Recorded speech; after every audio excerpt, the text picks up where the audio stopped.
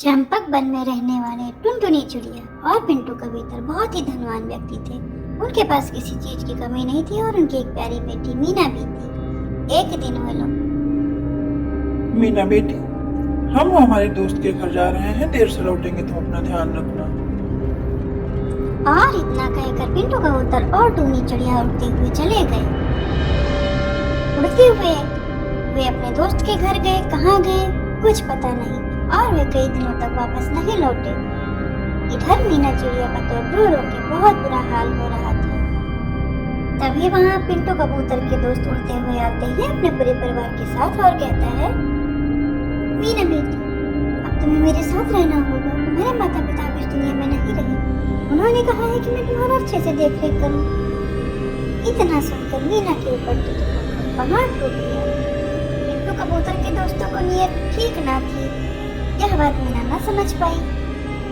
उन्होंने मीना को कुछ दिन तक लाड दुलार से रखा, फिर उसके ऊपर जातियाँ करना शुरू कर दिया। स्कूल नहीं भेजना, मारना पीटना, ढंग से खाना न देना और फिर एक दिन उन्होंने प्रॉपर्टी के पेपर्स पे साइन भी करवा लिए। साइन करने की देरी थी और उन्होंने मीना के ऊपर अत्याचार शुरू कर दिया। और एक दिन बिना किसी गलती के उन्होंने मीना को बहुत ही मारना शुरू किया। मीना किसी तरह अपनी जान बचाते हुए ट्रेन में बैठ गई। क्या अनाथ होना इतना बड़ा अभिशाप है?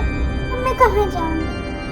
मैं अनाथ आश्रम जाऊँ, शायद वहाँ मुझे रहने की जगह मिल जाए और मैं अपने सपने को पूरा कर सकूं। मीना अब अनाथ आश्रम में पहुँच चुकी थी। वहाँ सभी ने मीना को बहुत अच्छे से रखा। मीना को बहुत ज्यादा लाड दुलार मिला, जिससे उसे माता पिता की कमी कभी महसूस नहीं होती थी। और वह वहाँ रहकर पढ़ाई करने लगी। धीरे धीरे वो 18 साल की हुई और फिर उसने सोचा, अब मैं बड़ी हो गई हूँ और मुझे अपने पैरों पर खड़ा होना चाहिए। और वह उड़ते हुए काम की खोज में टिल्लू के पास पहुंची। टिल्लू ने उसे कहा कि तुम अगर मेरे खेतों में काम करना चाहो तो तुम कर सकती हो, उसके बदले तुम्हें मैं पगार भी दूंगा।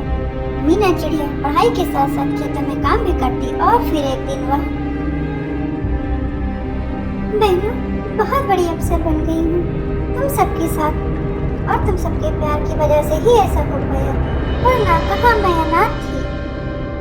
और फिर मीना ने अपने पापा के दोस्तों से मिलने के लिए उनके घर गई।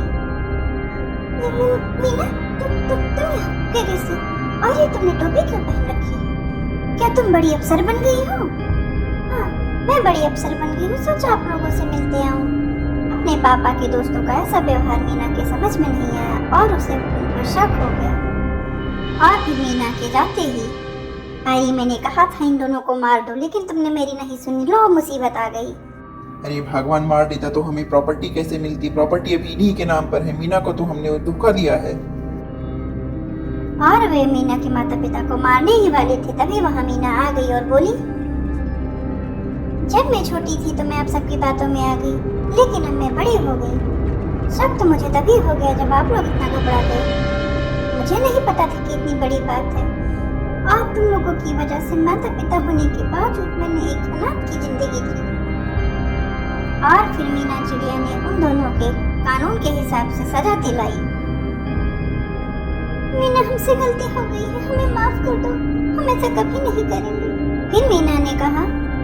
और अब मीना चिड़िया अपने परिवार को पाके बेहद ही खुश थी और मीना चिड़िया के माता पिता भी बहुत खुश थे, क्योंकि उनका परिवार दोबारा मिल चुका था और मीना एक बहुत ही काबिल ऑफिसर बन चुकी थी। तो बच्चों, हमें दोस्त भी बहुत सोच समझ कर बनाना चाहिए।